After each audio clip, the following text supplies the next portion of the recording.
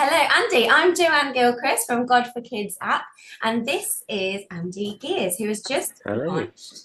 Hello, Andy. So Andy's from Discipleship Tech. That's right. That's the name of your That's charity. right. Yeah, yeah. Yeah, and the first app you ever launched was called. It was called Prayer Mate, which yeah, I started that in my spare time back in 2011. So that's like what 14 years ago now. Probably almost exactly actually. Wow. And yeah, so I did that. I'm a software developer by background, so I've always been trying to write code and things. And then so created Prayer Mate, but yeah, as that kind of took off and grew, it quickly became evident it sort of deserved more of my attention than just being a hobby project. So we set up the Discipleship Tech charity in. Well, I went full time end of 2016. We set up a charity a couple of years later. I've been doing that full time ever since. So if you've ever tried the Prayer Mate app, you are now looking at its creator. If you haven't, why not? Give it a go. It's quite a really useful, helpful app to use to help organize your prayer life and coordinate with others. Now, I first met Andy a few years ago now. We were just trying to work it out, 2021, October 2021. Hmm. We went to a hackathon, of all things, a Christian hackathon. It was very cool. It was a church filled with techies, Christians who were techies, who just wanted to devote 48 hours to the kingdom in some way. And they were all different people who had all different projects. And I was there and I had an idea for another children's app, which I haven't made yet, but still hopeful one day. And Andy was there, and he was there, but he wasn't really there because his head was in another place, and he was constantly even there, like all through the night. These people were mad. These techies were mad. They would sleep on the church floor, would work through to the early hours, have a couple of hours sleep, and wake up. It was like students. They worked non-stop for 48 hours, and yet Andy was working on something else, and it was a few years ago, and so it's taken a while. But what at that point, did you know what you were making at that point? Had the idea already begun? Yeah. Yeah, I mean, it's actually an idea really that I've been working on for about 20 years. But when we met, it had just begun really to turn from a mere idea into reality. So yeah, so we've just launched this. It's a mobile game, which is a but walking through the big story of the Bible, called The Serpent and the Seed. So I think Serpent 2020, and the Seed. yeah, The Serpent and the Seed. Just in case anyone misses that, it's called the Serpent and the Seed. What's it called? Yeah. I've done radio interviews before where I got to the whole end of the interview and then realized I'd not really mentioned that this was about prayer mate, but I just always assumed the presenter would say. Yeah, so 2021, well, we started it right at the end of 2020 during the pandemic, and the time felt right. I'd had this idea 20 years ago. I wanted to make a game that got people into the Bible, and but I didn't back then. I just didn't have the know-how or the connections or the funding or anything really to make it happen. So, but as ProMate reached a point where it felt a bit more kind of stable and mature, like through Discipleship Tech, we've been able to raise a bit of funding, get a team together, and just tackle this idea. So, and yeah, it was really kind of inspired by some research that the Bible Society did a few years back. They surveyed, I think it's like 20,000 UK adults. So it's quite a big survey into attitudes to the Bible. And, perhaps the skeptic in me, I assumed most people were a bit indifferent or anti the Bible. But actually, their big headline finding was that 1 in 4 were open to the Bible and finding out more.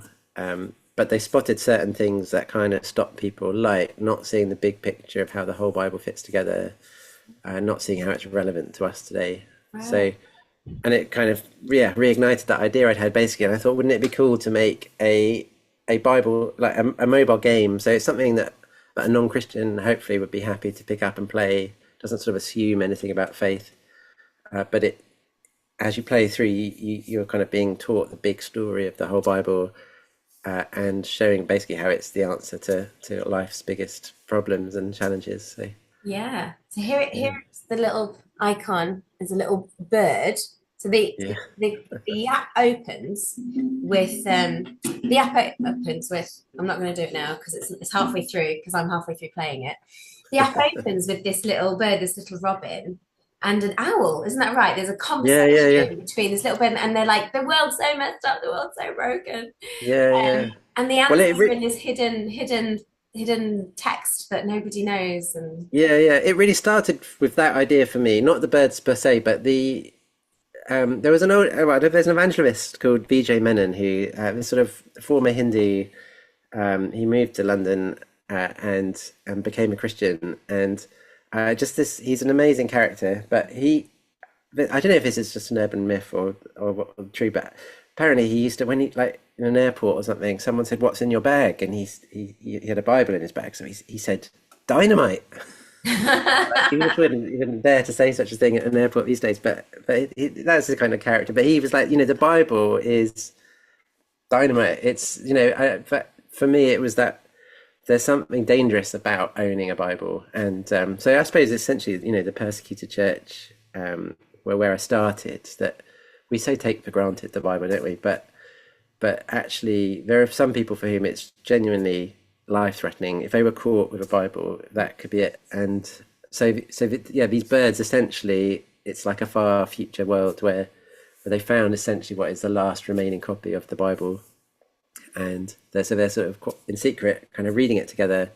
And as you do so, you're sort of transported into the story. But hopefully, it kind of gives you a bit of a sense of excitement about what you're reading, that it's not just that boring old book. But yeah, and it's a great starting place for somebody who perhaps is not a Christian or is not active in their faith. It's a really lovely, gentle kind of drawing you in way of then what later becomes very obvious. This is, it starts with the whole, it starts like a mystery, like a dystopian mystery thing, and then it unpacks and reveals things that we're more familiar with as a Christian. I think it's a really great way of drawing you in.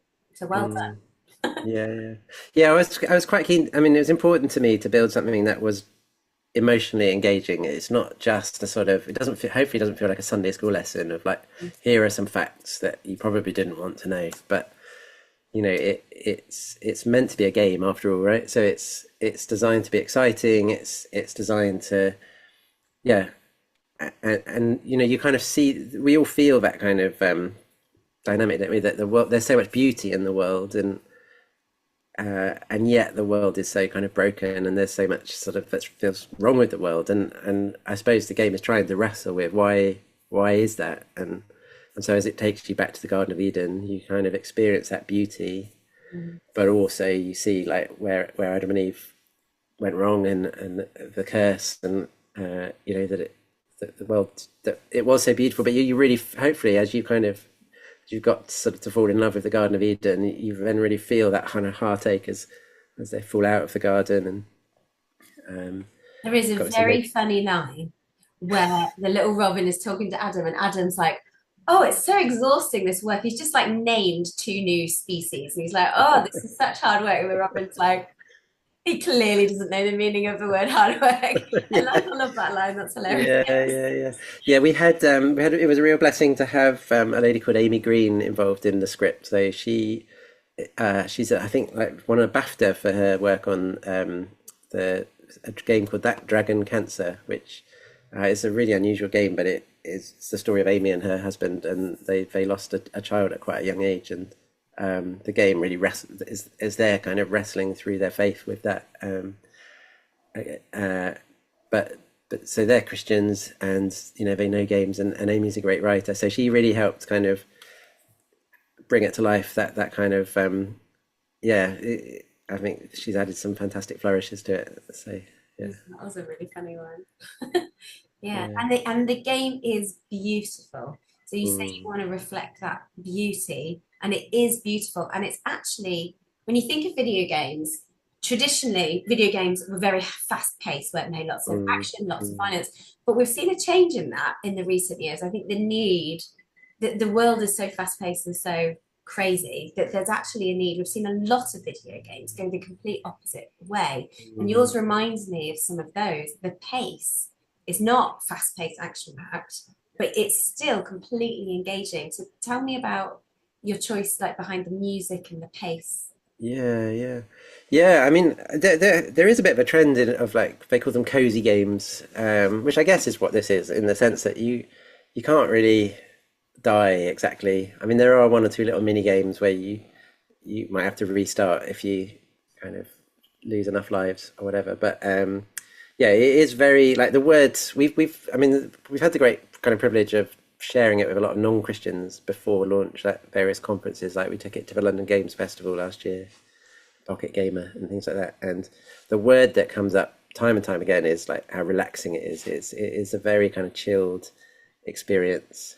Um, you're you're this little robin. You know yeah, you just sort of potter around in the Garden of Eden and name some animals and things. There's a real kind of sense of delight, and the gameplay amounts to things like you tap this little chameleon and it changes color. Which, when you describe it like that, it doesn't sound particularly. I mean, it's not rocket science, but seeing all these kind of grown adults just like gasp in delight at this chameleon changing color is has been really fun. So yeah, and the music is obviously a massive part of it if you've played it. So we worked with some amazing musicians called Paul Bishop Hooper they're in the US. They're like a husband and wife duo, this sort of indie folk group, and they really specialize in writing songs based on the Bible. So I'd heard a song they wrote on the genealogy of Jesus in Matthew's Gospel, which it doesn't sound like very promising source material for a song, but it was like one of the most beautiful songs I think I'd come across. And You can write a beautiful song on one of the bits of the Bible that most people skip. That's genius. That's talent yeah, right there. If you can write a yeah, beautiful yeah, song about the same subject that everyone writes, right, exactly. that's And talent. exactly, and I reached out to them because I think by that point I kind of had already thought I'd really like to have some songs in this game. I suppose songs, they're such a powerful way of again engaging your emotions, aren't they, and just helping you think differently about something. So the game is basically in four chapters. So chapter one is the Garden of Eden and the fall, and it ends with that curse from Genesis 3. Cursed is the snake, cursed is the ground. And but I thought, well, who writes songs based on like the curse and passages like that? But when I spoke to them, they were like, oh yeah, we love those kind of gritty passages. And I was like, and secondly, if there was a pre-existing song, verse one might be "Cursed is the ground," and then verse three is always like, "And praise the Lord for Jesus who redeems us from the curse." But I said to them, look, that's just not going to work because we need something that leaves the player hanging, that kind of unresolved kind of. We need that song is got to leave people wondering what's going to happen. Who when God promises your seed will crush the head of a serpent, we need to think, well, who's that seed going to be? And again, they were like, oh, we love unresolved songs. And you really see that they did this Every Psalm project where through lockdown and beyond, over 3 whole years, every single week, they released a new song working through all 150 Psalms. And lots of those Psalms are exactly that kind of, those really gritty passages, really kind of unresolved kind of tension.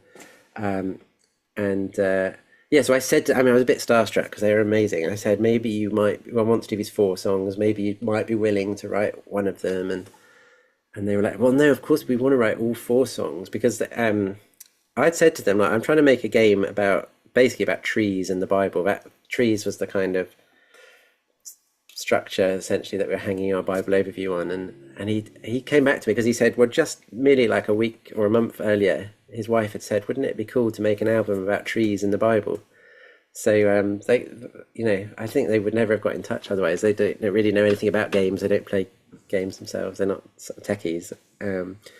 But they said, the thing that excites us is writing all 4 of those songs rather than just the one. And he said, is there any other background music in the game? I said, well, yeah, there would probably be some. And I said, we could always ask someone else. But he said, no, like, obviously it'd be better if we just wrote all the music, wouldn't it? So it Yeah, fits it really together. gives a sense of cohesion. And that's the whole Yeah, point of your game is you're trying to yeah. give a cohesive overview of the whole big story of the Exactly, Bible. So exactly. And music is so powerful for that because you kind of get these little threads. I mean, the Bible is so full of these echoes, or like passages that mirror others in terms of structure or geography, or different characters that yeah, fulfill promises, foreshadowing. and the music works really well for doing that. you can have these little musical echoes of like, a tune that's sad in one place might become happy somewhere else, or things like that. There's this beautiful, we call it the kind of Bruno moment. I don't want to give any spoilers, but if you've ever seen Encanto, or We Don't Talk About Bruno, in that song, there's all these kind of overlapping melodies that kind of are interwoven, and there's a bit of a moment like that. And you haven't got to this bit, Joanne, so I don't want to sort of spoil it for you. But all those kind of promises that you've experienced earlier in the game to Abraham and Moses and David, they kind of all come together and ultimately are fulfilled in Jesus. Ah, so yes, it's interesting you say I haven't got that far yet because I've put in a good few hours on this game and I'm still not there yet. So it's not a quick game, is it? It's not a game that you can, you sit down and after binging it for an hour, you're done. Actually, it's more that you sit and you do 20 minutes and then you come back and you do another 20 minutes another day. Yeah, exactly. I mean, by the standards of some games, it's not like it's super long. I think the first chapter takes about 25 minutes. The second chapter is probably about an hour of content in total, but again, you can play it in, as you say, like sort of 20-minute sessions. The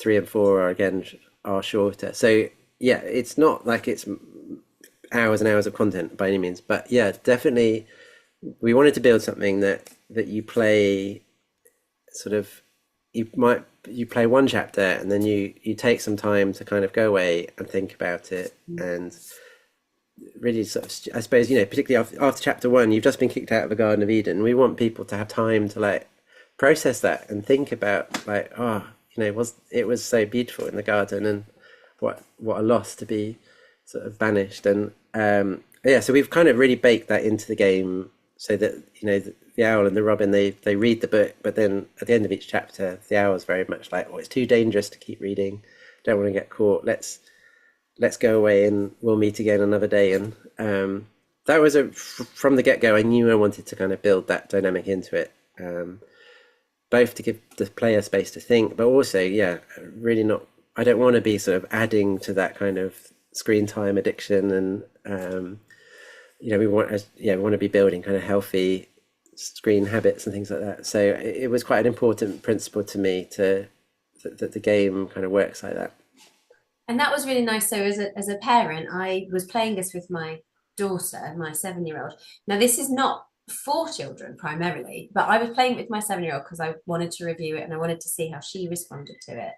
And it was quite nice to get to the end of chapter one and be able to say to her, yeah, let's put the phone down now and we can have a chat about what we've just read and come across. And that was really lovely, as opposed to other things that is designed to keep you online as long as possible.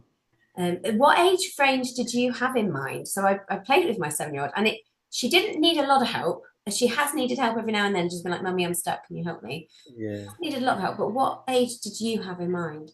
Yeah, I mean, we've been saying 9 plus. Partly, like, obviously, it does involve a bit of reading, and there obviously, there are some themes. There is a crucifixion. I hope that's not a spoiler. David and Goliath. Jesus dies! Oh no! Yeah, there are a few moments of mild peril.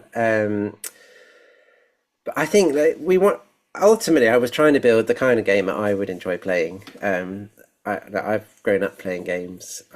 I've always loved those kind of story-driven games. So I think hopefully what we've built is something that is simple enough that kids can play it, but profound enough that an adult can really enjoy it. We've had so many. I've had a mum early on sort of saying, like, I never expected an app to make me cry, and I think that's the lovely thing about it. I think some of my favourite things I've been sent is like photos of like grandparents playing it with their grandkids, and we did that with my in-laws are in their 70s. They not really at all computer literate, but they played it, and the kids sort of showed them what to do, and that was a really lovely moment. So yeah, but equally, my 7-year-old has been playing it as I've developed it over the last few years. So I think it's definitely some of the details may go over the heads of a younger kid, and I think definitely would advise playing it together with them.